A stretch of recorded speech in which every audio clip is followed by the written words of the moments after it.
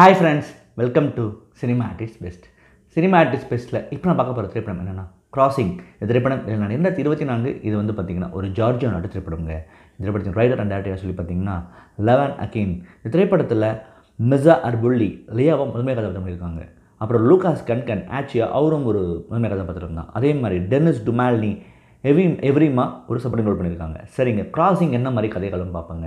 படத்தின் நாயகியான லியா அவங்க வந்து பார்த்திங்கன்னா ஒரு 60 வயசு தாண்டிடுறாங்க. அவங்களுக்கு வந்து என்னென்னா தன்னோட நீஸ், அதாவது தன்னோட அக்கா பொண்ணு வந்து தேடி வராங்க. எங்கே தேடி வராங்கன்னா ஜார்ஜியாவில் ஒரு சைட் டவுனில். எதுக்குன்னா அவங்க அக்கா பொண்ணு ஒரு டிரான்ஸாக இருந்திருக்கான்.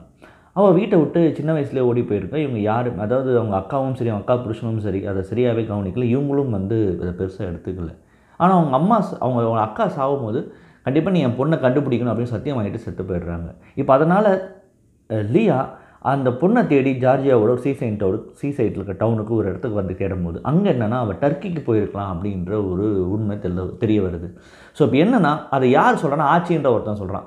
ஆச்சி பொறுத்த வரைக்கும் என்னென்னா அவன் வந்து ஆல்ரெடி ஒரு என்ன சொல்கிறதுங்க, ஒரு சரியான வாழ்க்கையை வாழாதவன் தான். பட் இந்த அம்மா மூலிமா நம்ம எப்படியாவது டர்க்கிக்கும் ஓடி போயிடலாம் அப்படின்னு பிளான் போட்டு அந்த அம்மாவுக்கு அவங்க இருக்கிற அட்ரஸ்லாம் எனக்கு தெரியும், வாங்க கூப்பிட்டு போகிறேன்னு சொல்லிவிட்டு இந்த அம்மா நம்பி வராங்க. இப்போது டர்க்கியில் இஸ்தான்புலுக்கு வந்த அப்புறமா லியா உண்மையாகவே தங்களுடைய அந்த நீஸோட பொண்ணான டெக்லாவை வந்து அவங்க கண்டுபிடிச்சாங்களா கண்டுபிடிக்கலையா. அதே மாதிரி எவ்ரிம் வந்து இவங்க கண்டுபிடிக்க வர இடத்துல எப்படி கனெக்ட் ஆகுறாங்க அப்படின்ற மொத்த கதைக்களம் தான் இந்த படம்.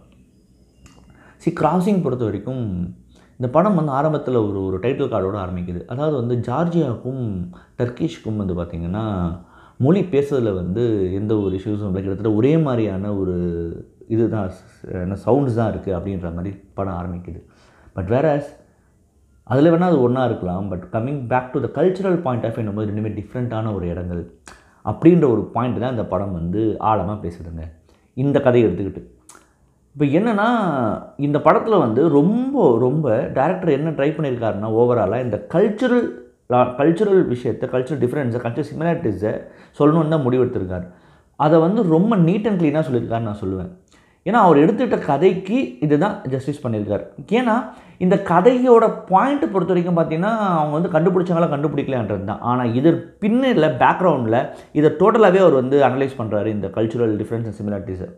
அதில் வந்து பார்த்திங்கன்னா அதில் வந்து ஸ்டாண்ட் டால் டைரக்டர், அதில் எந்த டவுட்டும் கிடையாது. இந்த படத்தின் இன்னொரு ஆகப்பெரும் பலங்களாக நான் பார்க்குறது வந்து இந்த படத்தில் நடித்த நடிகர் மிக முக்கியம், எல்லாருமே நல்லா பண்ணியிருக்காங்க. 3 கதாபாத்திரங்கள் மிர்சா அர்புல்லி லியாவை பண்ணவங்க டாப் கிளாஸ் பெர்ஃபார்மன்ஸு. ஏன்னா ரொம்ப சட்டிலு.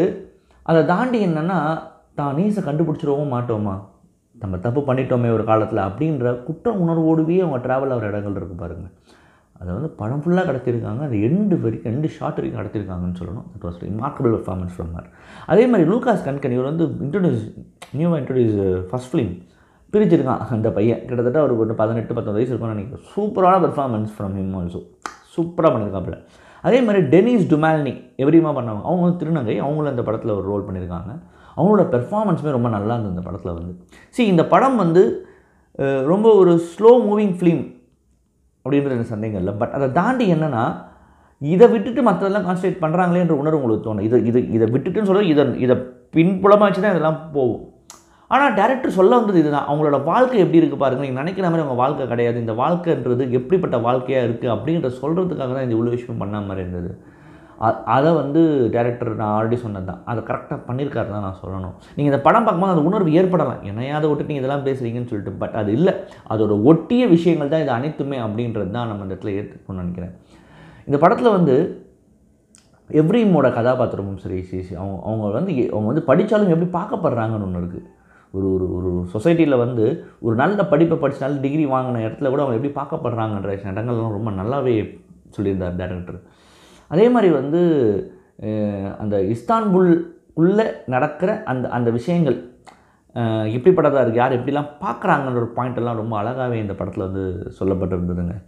இது வந்து ஒரு தேடலை நோக்கி போகிற பயணமாக இருந்தாலும் எதை தேடி போகிறோம்ன்றதை தாண்டி இந்த கலாச்சாரத்தின் ரீதியாக மட்டுமே இந்த படம் வந்து மூவாகி கொண்டு போனது வந்து ஒரு பாயிண்டில் வந்து இட்ஸ் டேரக்டர்ஸ் வியூ. அது நல்லாவே பண்ணியிருக்காரு. பட் எனக்கு வந்து என்னென்னா கொஞ்சம் வந்து இதை நோக்கி மட்டுமே போயிட்டாங்களே, இதுக்குள்ளே வரலையேன்ற உணர்வு கொஞ்சம் எனக்கு இருந்தது. உள்ளே வரலன்றதை தாண்டி நான் எதை தாண்டி வந்தேன்ற ஒரு பாயிண்ட் இருக்குது. அது இல்லாமல் இருந்தது ஒரு உறுத்தல் இருந்தாலும் படத்தின் ஆரம்பத்தில் சொல்லப்பட்டது தான் அந்த மொழி வாரியாக இருக்கிற அந்த ஒரு ஒற்றுமை. அது இதுக்குள்ளே கனெக்டிங். ஏன்னா மொழின்னு வரும்போதே அங்கே கலாச்சாரம் வந்துடுது. ஸோ அது எப்படி டிஃப்ரெண்ட்டாக இருக்குது, எவ்வளோ சிமெண்ட்ஸ் இருக்குன்னு சொல்கிற ஒரு பாயிண்ட்டாக தான் நான் அந்த டைட்டில் கார்டை நான் பார்க்குறேன். அதை வச்சு பார்க்கும்போது இஸ் டன் ஜஸ்டிஸ் தான் நான் சொல்லுவேன். மிகவும் படத்துடைய அந்த கிளைமேக்ஸ் போர்ஷன் வரும்போது இல்லை உண்மையாகவே அவங்க கண்டுபிடிச்சிட்டாங்களா அப்படின்னும் போது அதில் ஒரு ட்விஸ்ட்டு வச்சு இல்லை அப்படின்ற ஒரு விஷயம் பண்ணியிருப்பாங்க வச்சு எண்டில் ஷி வில் தேர் அப்படின்ற மாதிரி ஒரு பாயிண்ட் முடிச்சிருப்பாங்க. அந்த இடம் ரொம்ப நல்லாவே இருந்தது நான் சொல்லுவாங்க. இந்த படம் பார்த்திங்கன்னா இந்த அண்ணன் அந்த பெர்லின் இன்டர்நேஷனல் ஃபிலிம் ஃபெஸ்டிவலில் டெடி கேட்டகரியில் பார்த்திங்கன்னா ஜூரி அவார்டு வாங்கியிருக்குங்க. அதே மாதிரி இந்த படம் அதே மாதிரி இந்த படம் பெனரோமா ஆடியன்ஸ் அவார்டுக்கும் நாமினேட் ஆகிருக்குங்க. டெஃபினட்டாக நீங்கள் கிராசிங் படம் பாருங்கள். ஒரு நல்ல படத்தை பற்றி உங்களுக்கு கண்டிப்பாக இருக்கும், சந்தேகம் இல்லைங்க. மறுபடியும் தரவான உலக சினிமா வடியோ இல்லை ரீஜனல் சினிமா வடியோ இல்லை ஷார்ட் ஃபிலிம் வடியோ சந்திக்கிறேன். நன்றி, வணக்கம்.